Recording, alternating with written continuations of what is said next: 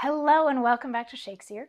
We are working on Romeo and Juliet, and today we get to hear from Lord Capulet in what other versions call Act 1, Scene 2. So we're going to go with that because Shakespeare didn't lay out acts and scenes in the folio version.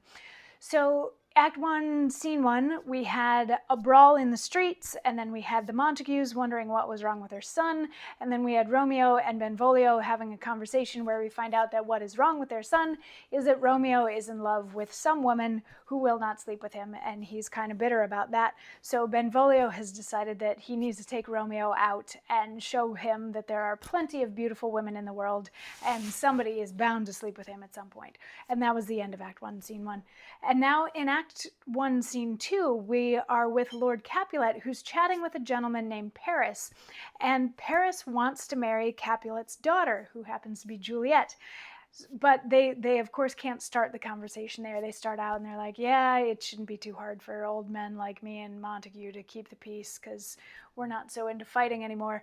And Paris brings it back around to his suit to marry Juliet. He's like, so what do you think? Can that be a thing? And Lord Capulet's like, she's not even 14 yet, so maybe we wait a couple years before y'all get married. And Paris says, yeah, but there's plenty of girls that are even younger than her who have been married already, who are brides already, which we'll come back to how disturbing that is in just a second. But he says there's plenty of girls younger than her that are already brides. And Lord Capulet counters with, and too soon marred are those so early made. Earth hath swallowed all my hopes but she's the hopeful lady of my earth. But woo her, gentle Paris, get her heart. My will to her consent is but a part, and she agree within her scope of choice, lies my consent and fair according voice. This night I hold an old accustomed feast, whereto I have invited many a guest, such as I love. And you among the store? One more, most welcome, makes my number more. At my poor house look to behold this night earth-treading stars that make dark heaven light, such comfort as do lusty young men feel when well-apparelled April on the heel of limping winter treads. Even such delight among fresh fennel buds shall you this night inherit at my house. Hear all see, and like her most, whose merit most shall be, which one more view, of many, mine being one, may stand in number, though in reckoning none. Come, go with me. Go, sirrah, trudge about through fair Verona, find those persons out whose names are written there, and to them say, my house and welcome on their pleasure stay. So, couple things to unpack here. Let's talk first about the fact that Paris, we don't know how old Paris is, but he wants to marry a girl who's 13, and his argument for why that's okay is that there are girls who are 10 and 11 who are getting married.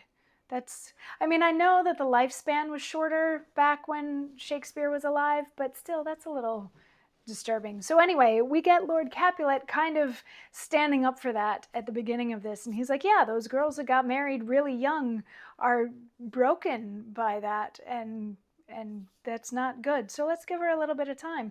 And he's like, also, I want to know what she thinks of you, so go to her and woo her. Like, if she says it's okay, then you get my blessing and everything's fine. And he's like, to that end, I'm throwing a party tonight, and you might as well come to that party. It's going to be great. It's going to be like an end of winter into spring sort of crazy fun time. So come on to that, and there's going to be lots of girls there. Obviously none as awesome as my Juliet, but there's going to be lots of girls there. So come and make sure that Juliet is the one that you even want, and it'll be fun. Great. And then at the very end of that little speech, he calls over a messenger who he gives the guest list to and says, all the people that are written down here, go and invite them to this party tonight. Because I guess that's how they did things. They didn't really plan in advance. They said, I'm going to have a party tonight, so tell everybody today to come to my house tonight. And then Capulet and Paris leave, and this poor serving person, we find out, can't read and is having a hard time with the list. But fortunately, Romeo and Benvolio happen by, and the serving person, not knowing who they are, i.e. not knowing that they are from the rival Montague house, says, can you read? Can you tell me whose names are on this list? And Romeo's like, yeah. So he starts reading off the list. And he discovers that the woman that he's in love with, this Rosaline, is on this list of people who are invited to this party. And he's like, oh my goodness, I need to get to this party now. So the serving person leaves to go spread the invites. But between he and Benvolio, they're like, oh my God, Rosalind is going to be at this party. Benvolio's like, there's also going to be all these other women at this party. So we got to figure out a way to sneak into this party at the Capulets' house so that Romeo can see Rosalind and or see other women to realize that he doesn't actually need to be with Rosalind, who won't sleep with him because she's decided to be chaste. And that's the end of Act 1, Scene 2. So now we have an impending party, we have some party crashers, we have a guy who wants to woo Juliet even though she's way too young to be getting married, all that sort of stuff. We're building a lot into this one plot line, and we're only at the end of Act 1, Scene 2. So come on back tomorrow, and we will find out more about all these various plot lines. And we'll also get to figure out at some point how Juliet feels about getting married off at the age of 13. Ripe old age of 13. Anyway, I'll see you tomorrow for more.